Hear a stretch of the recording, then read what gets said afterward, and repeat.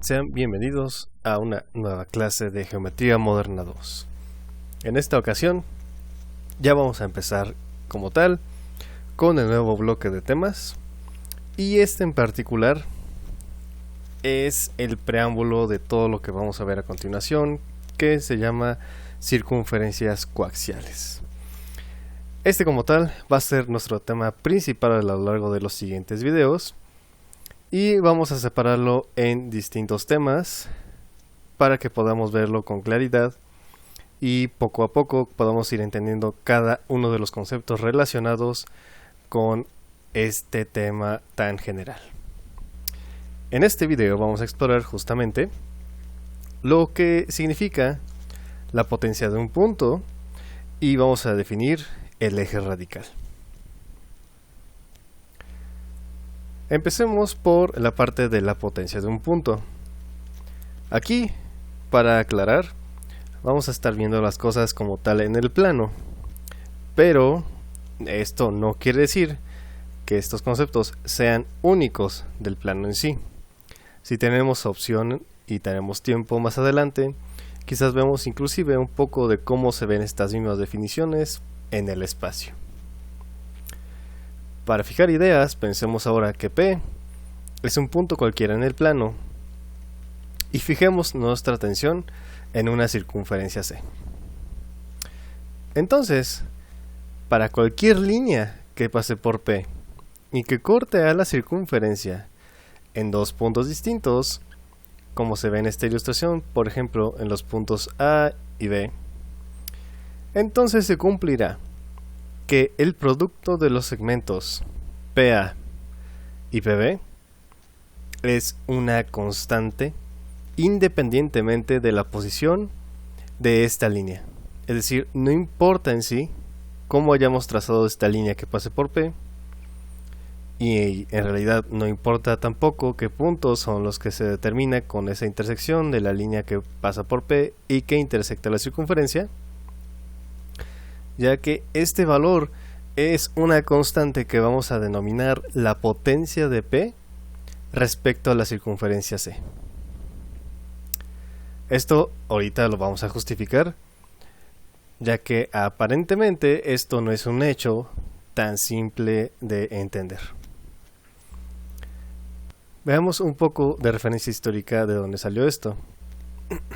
El término potencia como tal, para referirse al concepto geométrico que acabamos de mencionar, fue introducido por Jakob Steiner en un artículo de 1826 titulado Aging Geometrisch, unas cuantas observaciones geométricas, que bueno, aquí no lo puedo pronunciar porque está en alemán, pero lo importante de esto es que a pesar de que él lo mencionó en ese artículo en un teorema, esto ya se encontraba inclusive como un concepto mencionado en los elementos de Euclides. Sin embargo, él lo puso un poco más formal. Y justamente cómo fue que llegó a esta conclusión es a partir de este teorema. Lo que nos dice es que justamente el producto de las distancias de un punto dado a cualquier par de puntos en la circunferencia que sean colineales con él, independientemente de si el punto está adentro o fuera de la circunferencia dada, ese producto de distancias es una constante. Dicho esto, y ya una vez que entendimos un poco más a qué nos referimos con potencia, veamos cómo demostrar realmente que en realidad ese producto de distancias es en realidad una constante. Para poder demostrarlo, vamos a tomar entonces justamente dos líneas distintas que contienen el punto dado y vamos a verificar que en efecto el valor del producto que buscamos es el mismo para estas dos líneas, indistintamente de cómo hayamos trazado estas líneas que estamos considerando aquí. Consideremos justamente el primer caso en el que la línea, o mejor dicho, las líneas que tracemos van a ser partiendo de un punto que sea interno a la circunferencia. Para fijar ideas y de acuerdo a nuestro esquema, el punto que estamos considerando al cual le estamos obteniendo su potencia es el punto L. A partir entonces de aquí, vamos a decir que E y F son dos puntos en la circunferencia, en una circunferencia dada de centro O. Y estos dos puntos, E y F, van a ser colineales con el punto L, que es el punto dado. Justamente como lo tenemos aquí en este esquema. Entonces E, F y L son puntos colineales y L es interior a la circunferencia. También vamos a trazar A y B como extremos de un diámetro de la circunferencia que pasa por L. Es decir, AB es un diámetro y L va a ser un punto que está contenido en ese diámetro. De acuerdo a este mismo esquema y como podemos verlo en la imagen, el ángulo BEF, o que es lo mismo el ángulo BEL, es igual a el ángulo BAF. Esto ocurre debido a que abren el mismo arco de circunferencia que sería el arco BF. Por otro lado, el ángulo ELB, que es el que tenemos aquí de este lado, y el ángulo FLA son iguales ya que son opuestos por el vértice en L. Dados estos dos hechos, ya tenemos entonces dos ángulos para estos triángulos y el restante también va a ser igual por la diferencia de ángulos, considerando que la suma interna de los ángulos de un triángulo es 180 grados. Por tanto, los triángulos LFA y BLE que están construidos, como en este esquema, a partir de la línea que contiene los puntos FLE y el diámetro AB, son triángulos semejantes por el teorema de semejanza ángulo, ángulo, ángulo. Esto quiere decir entonces que se cumple la razón de semejanza para los lados correspondientes y en particular se cumple esta ecuación, es decir, que la razón que existe entre los lados, LA y LF es la misma razón que guardan entonces los lados LE y LB. Aquí estamos comparando lados de los mismos triángulos, pero debido a que son semejantes, la proporcionalidad es exactamente la misma para estos dos pares de lados. Y a partir de esta ecuación, entonces podemos multiplicar directamente para tener esta ecuación lineal de segmentos, que involucra que LE multiplicado por LF, es decir, aquí como tal, si podemos notarlo, LE es una distancia desde el punto fijo hacia uno de los puntos en la circunferencia y LF es el otro segmento desde el punto fijo L. Y esto es igual exactamente al producto de las distancias de L hacia las otras intersecciones con la circunferencia, es decir, LA y LB. Ahora, dado que la última ecuación entonces no depende de la elección justamente que acabamos de mencionar de los puntos E y F, es decir, podemos elegir prácticamente cualquier otra línea y mientras obtengamos estos mismos triángulos semejantes, que de hecho siempre se van a cumplir porque no dependen de la posición en sí misma de estos puntos, entonces este producto siempre se va a cumplir.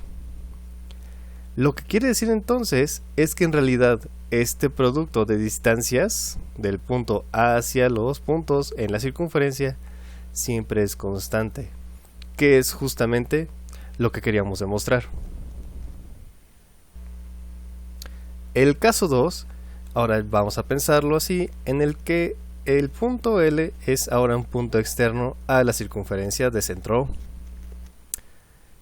La idea de la demostración en este caso es muy similar a como lo hicimos hace un momento, salvo que ahora, al trazar la recta desde L hacia la circunferencia para obtener los puntos E y F, es tal que no importa cómo tracemos esta línea, siempre estamos considerando en el otro caso ahora otra línea AB. Y para fijar ideas, igual, nuevamente consideremos que esta misma línea es un diámetro. Entonces, de esta manera, se forma un cuadrilátero, el cuadrilátero EFAB, que por construcción es cíclico. Con cíclico nos referimos a que literalmente sus vértices están inscritos, o bien que el cuadrilátero como tal está inscrito a una circunferencia. Y por propiedades de cuadriláteros cíclicos, entonces sus ángulos opuestos son suplementarios. Esto quiere decir entonces que el ángulo BAF y el ángulo FEB suman 180 grados, y lo mismo ocurre para el otro par de ángulos, es decir, el ángulo AFE más el ángulo EBA suman también 180 grados. Pero por la misma construcción que tenemos aquí, tenemos justamente que el ángulo BEL más el ángulo FEB también suman 180 grados. Es decir, por la construcción ya son suplementarios. Y también ocurre para el ángulo llano que tenemos aquí abajo. Es decir, el ángulo LBE más el ángulo EBA suman 180 grados también. Entonces, utilizando este par de ecuaciones, podemos hacer una sustitución. Es decir, por ejemplo, para esta ecuación, BAF más FEB, o bien BEL más FEB, las dos ecuaciones son iguales, dan el mismo resultado.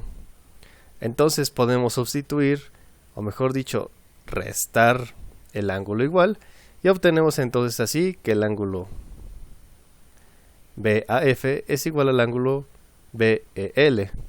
Y también podemos obtener entonces así que el ángulo AFE es igual al LBE. Es decir, como se ve en la ilustración, este ángulo de aquí es igual a este ángulo de acá. Y el ángulo restante, LBE, como lo acabamos de mencionar, es también igual a este ángulo aquí para el vértice F. Esto hace entonces que nuevamente los triángulos LFA y BLE, que son el triángulo pequeño de acá y este otro más grande de acá, sean semejantes por nuevamente ángulo, ángulo, ángulo. Esto debido a que justamente el ángulo en L es un ángulo común a ambos triángulos. Por tanto, repitiendo el argumento que vimos hace un momento para la demostración anterior, obtenemos nuevamente las razones de semejanza entre los lados de los triángulos y obtenemos entonces este producto de segmentos que involucran justamente las distancias del punto fijo hacia los puntos en la circunferencia, es decir, la potencia de L respecto de la circunferencia. Nuevamente, utilizando el mismo argumento, justamente, este producto de distancias equivale al producto de distancias de L hacia los puntos en el diámetro. Y como la elección nuevamente de E y F como tal fue libre, entonces este producto siempre es constante. Con el teorema anterior aseguramos entonces que la potencia de un punto está bien definida y podemos describirla entonces como sigue. La potencia de un punto con respecto a una circunferencia es el producto de sus distancias a cualquier par de puntos en la circunferencia que sean colineales con él. Esa como tal es la definición. Pero justamente lo que acabamos de hacer con el teorema es justificar que esta definición tenga sentido. Y es que como tal, poder decir esto no es cualquier cosa, debido a que realmente es una constante con la que estamos trabajando. por lo cual la potencia está bien definida. Observaciones que podemos ver a partir de este teorema y su definición, que fue lo que acabamos de hacer, es que si consideramos nuevamente los casos para el punto interno y para el punto exterior, a la circunferencia, se tienen las siguientes ecuaciones, tomando en consideración aquí que justamente OA y OB para ambos casos son los radios de la circunferencia. Se tiene entonces que este producto, que en realidad es la potencia de L respecto a la circunferencia, la podemos escribir como esta otra forma, desglosando justamente al segmento LA como la suma de LO y OA, mientras que ALB lo podemos escribir como OB menos OL. Esto considerando que son segmentos dirigidos, de aquí que estas ecuaciones tengan sentido. Y haciendo esta multiplicación, esta diferencia de cuadrados prácticamente, obtenemos entonces que la potencia de L respecto a la circunferencia es igual a R cuadrada, siendo R cuadrada justamente el producto de OA con OB, menos LO cuadrada, siendo el producto de los otros dos segmentos dirigidos. Este fue para el caso de la figura izquierda. Ahora, si nos fijamos en el dibujo de la derecha, hacemos nuevamente lo mismo. Consideramos la potencia, abrimos los segmentos por medio de un tercer punto que involucre al centro de la circunferencia, y al multiplicar obtenemos una diferencia de cuadrados cuyo resultado nos da LO cuadrada menos R cuadrada. Aquí en este caso, como se puede notar, LO es la distancia que hay del punto al centro de la circunferencia para ambos casos, tanto interna como externamente. Entonces, dado que estamos considerando segmentos dirigidos, estos dos resultados que acabamos de obtener lo podemos escribir en la siguiente frase resumida. La potencia de un punto con respecto a una circunferencia es igual, considerando magnitud y signo de los segmentos dirigidos, al cuadrado de la distancia del punto al centro de la circunferencia, menos el cuadrado del radio de la circunferencia. O bien, esta ecuación de aquí, que es justamente el resumen de lo que acabamos de obtener aquí arriba.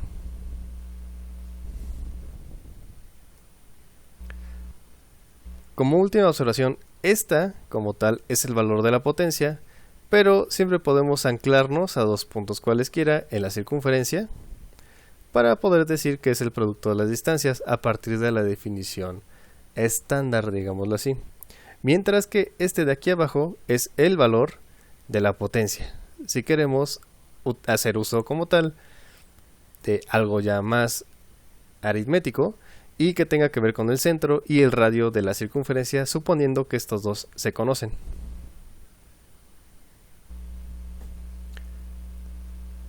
Ahora sí, ya una vez que tenemos bien definido y tenemos identificado el valor de la potencia, podemos hacer las siguientes observaciones que salen de manera directa por lo que acabamos de construir y demostrar.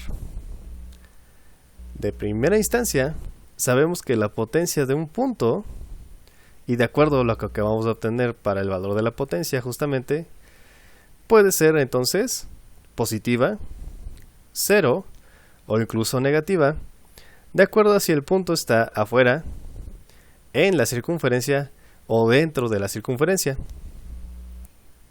Esto lo podemos ver inclusive para el caso de los segmentos dirigidos, dado que aquí en este caso, por ejemplo, LA podría ser positiva, pero LB va en el sentido contrario. Entonces este valor ya sería negativo, considerando que L es interno a la circunferencia. En el caso de que L sea externo, LA y LB van en la misma dirección y por tanto esto es positivo. Sin embargo, ¿Qué ocurre para el caso en el que la potencia es 0? Pues bien, debido a que si L está en la circunferencia, la distancia que hay de un punto a la circunferencia, pues es nulo. De aquí que justamente la potencia se anule, o sea 0. Por ejemplo, si consideramos que L y B coinciden, entonces LB por LA ya es 0 porque LB en realidad es 0. Otra observación también importante aquí es que cuando tenemos que el punto se encuentra fuera de la circunferencia, entonces el cuadrado de la tangente trazada desde el punto a la circunferencia, en este caso como en la imagen, si tenemos que L es exterior y trazamos la tangente, aquí el punto de tangencia en particular es justamente este punto T. Entonces el cuadrado de esta distancia, es decir, LT cuadrada, sería igual al valor de la potencia. Y esto lo podemos comprobar inclusive inmediatamente haciendo uso del teorema de Pitágoras. Debido a que en realidad, para el caso externo, tenemos este resultado, este en particular, LO, sería justamente la hipotenusa del cuadrado del triángulo rectángulo formado con los vértices L, T y O, ya que en realidad al ser tangente LT, entonces esa tangente es perpendicular al radio trazado con O y con T. De esta manera formamos un triángulo rectángulo y debido a que el valor de la potencia es esto, por el teorema de Pitágoras, entonces esta resta en realidad se traduce a LT cuadrada.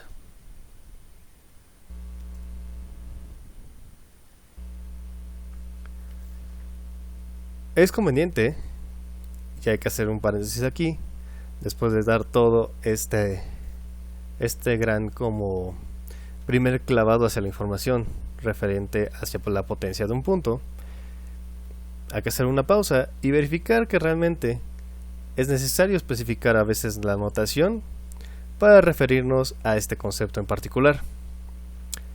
Y justamente como estamos hablando de la potencia de un punto con respecto a una circunferencia, hay veces en que vamos a necesitar calcularla en ciertos teoremas o incluso ejercicios con respecto a más de una circunferencia. Cuando ocurre este tipo de situaciones, es conveniente justamente dar una notación más específica para no perdernos tanto en el desarrollo del problema. Y de esta manera vamos a convenir en decir en que si dado un punto P y a una circunferencia C, a la potencia de P respecto a esa circunferencia la vamos a poner con esta notación. Es decir, la potencia, abreviado como P o T, entre paréntesis de P respecto de la circunferencia C, separados por una coma. El teorema que abordaremos enseguida da justamente una muestra de lo práctico que puede ser utilizar esta notación en la demostración que vamos a dar a continuación.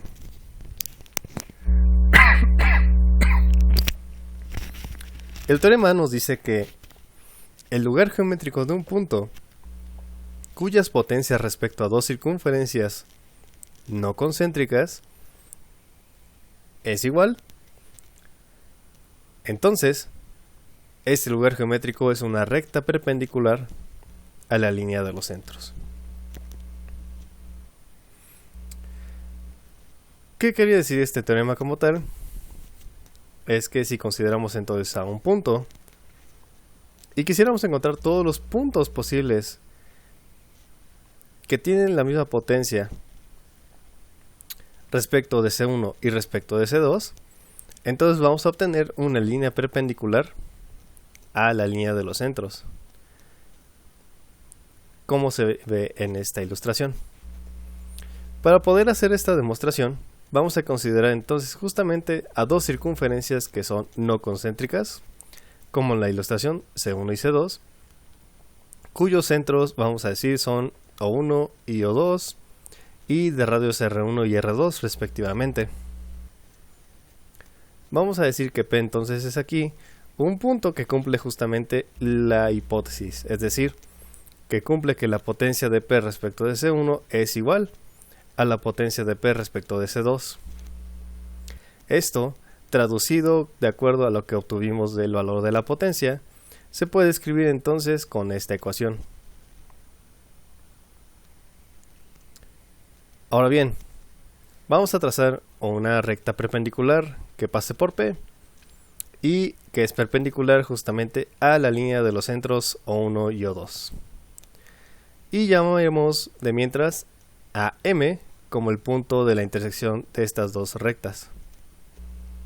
De esta manera, obtenemos por construcción y de acuerdo a nuestro esquema, dos triángulos rectángulos, los cuales son PO1M y PO2M. Haciendo uso del teorema de Pitágoras y restando MP cuadrada de cada lado de la ecuación, esta de aquí que tenemos acá, obtenemos entonces la siguiente igualdad. O1M cuadrada menos R1 cuadrada es igual a MO2 cuadrada menos RO2 cuadrada. Aquí hay un pequeño error, hay que hacer la observación. Aquí solamente es el segmento MP al cuadrado. Este subíndice pueden omitirlo. Entonces, como estamos restando justamente este lado común de los triángulos rectángulos y haciendo uso del teorema de Pitágoras, entonces obtenemos esta otra ecuación. Ahora bien, el hecho de que en realidad son segmentos dirigidos y que M es un punto en la línea de los centros, entonces puedo obtener O1, O2, el segmento de la línea de los centros, utilizando al punto intermedio M, es decir, O1M más MO2 es igual a el segmento que une a los centros de las circunferencias. Haciendo uso de esta misma ecuación justamente en la ecuación anterior, entonces tenemos que si acomodamos esta misma ecuación, ahora dejando de lado a los segmentos y del otro lado a los radios, entonces podemos hacer la diferencia de cuadrados para el lado izquierdo de la ecuación. Y debido a que justamente tenemos esta suma de segmentos, esto se traduce en el segmento que une a los centros de las circunferencias. Y a su vez, al deshacernos de este factor en la multiplicación, obtenemos que la diferencia de O1M menos MO2 es igual a esta constante, que de hecho justamente tanto R1 como R2 son valores fijos, al igual que lo es el segmento O1-O2. Y si se dan cuenta aquí, este valor no depende del punto P. Veamos ahora que hay solo un punto M sobre la línea de los centros que satisface esta igualdad justamente. Para esto consideremos entonces un punto N cualquiera semejante a esta situación, que además cumpla con este valor. Lo que queremos aquí probar justamente es que M es único, entonces supongamos un punto extra, que en este caso es el punto N. Si el punto N también cumpliera lo mismo, entonces cumple esta ecuación y podemos igualar entonces ambas ecuaciones. En particular, cumpliría entonces N esta propiedad. Si hacemos un poco de álgebra, entonces obtenemos esta cadena de igualdades, lo cual se traduciría entonces al final en que Mn, que se puede ver aquí justamente en esta última igualdad, que realmente para que se pueda cumplir esta ecuación es que Mn tenga que ser igual a 0. Ya dado que aquí es positivo y aquí es negativo, y los otros dos segmentos son iguales, O1n y M22, de tal forma que la única manera en que se cumpla esta ecuación es que este segmento Mn en realidad sea un segmento nulo. Por lo tanto, y de acuerdo a que son segmentos dirigidos, entonces M y N coinciden. Por lo tanto, y ya cerrando esta demostración, si un punto tiene potencias iguales con respecto a dos circunferencias C1 y C2, como en este caso lo vimos, entonces este punto está en la recta perpendicular a la línea de los centros. De manera inversa, podemos demostrar invirtiendo todos los pasos que acabamos de hacer, de tal forma que si P está en una recta perpendicular a O1 o 2 y que pase por M, entonces sus potencias con respecto a estas esferas, perdón, aquí debería ser circunferencias, entonces es igual sus potencias. Esto quiere decir entonces que existe como tal, y de acuerdo a este teorema, un nuevo concepto que involucra justamente a dos circunferencias y al lugar geométrico de puntos cuyas potencias respecto a esas dos circunferencias es igual. A este concepto lo denotamos como el eje radical. Entonces, el eje radical es el lugar geométrico de puntos cuyas potencias con respecto a dos circunferencias no concéntricas son iguales. Una vez que ya tenemos definido lo que es el eje radical, veamos cómo se comporta para ciertos casos de acuerdo a cómo son las circunferencias en el plano en general, de acuerdo a sus radios o a sus centros. Si por ejemplo los centros de dos circunferencias de radios desiguales se aproximan, entonces el punto M, que es el punto en la línea de los centros, que tiene la misma potencia respecto a las dos circunferencias, se aproxima al punto al infinito en la línea de los centros, y la línea MP, que es la perpendicular a la línea de los centros, tiende a la línea al infinito. Así que en este caso en particular, el eje radical de dos circunferencias concéntricas desiguales, vamos a definirla como la línea al infinito. Esto es meramente una convención, digámoslo así, debido a que es un caso límite del eje radical. Pero en particular, casi nunca hablamos de este caso, debido a que realmente casi todas las circunferencias que estemos considerando a partir de aquí, en su mayoría van a ser circunferencias no concéntricas. De aquí que no tengamos que preocuparnos por este caso en particular. El eje radical, por ejemplo, de dos circunferencias que además de ser iguales son concéntricas, vamos a dejarlo indefinido.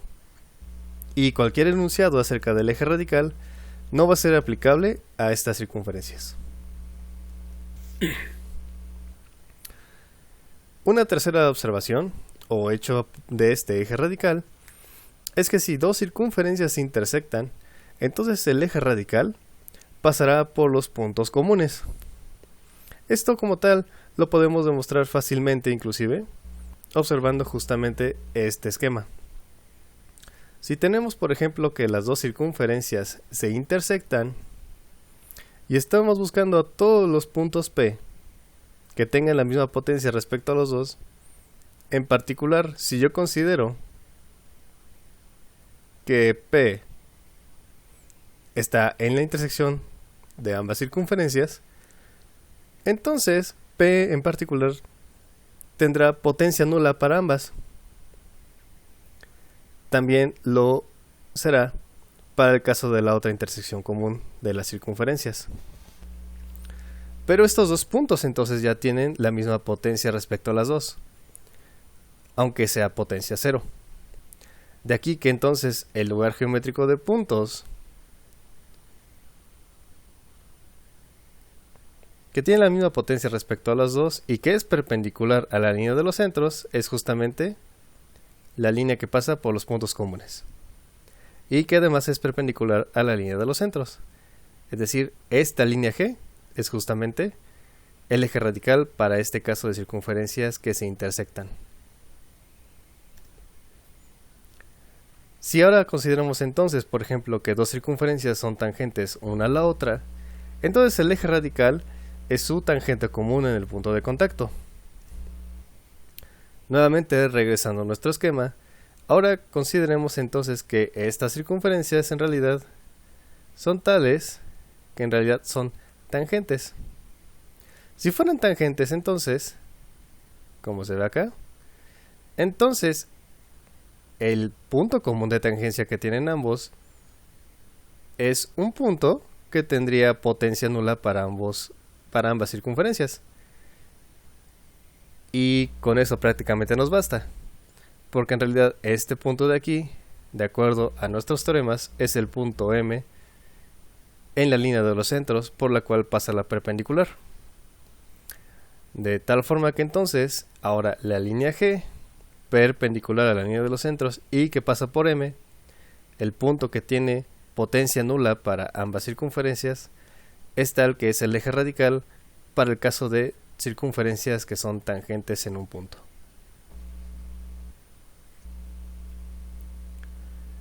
El caso general de cuando, por ejemplo, tenemos dos circunferencias,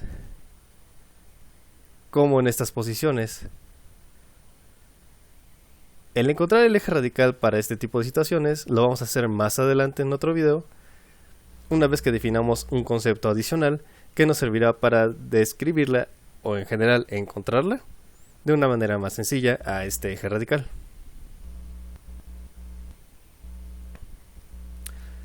Y hasta aquí vamos a dejar estos hechos relevantes sobre el eje radical para más adelante ahondar ahora en particular qué pasaría si tuviéramos no solamente dos circunferencias, sino ahora tres circunferencias y sus posibles combinaciones respecto a los ejes radicales que ellas van a definir.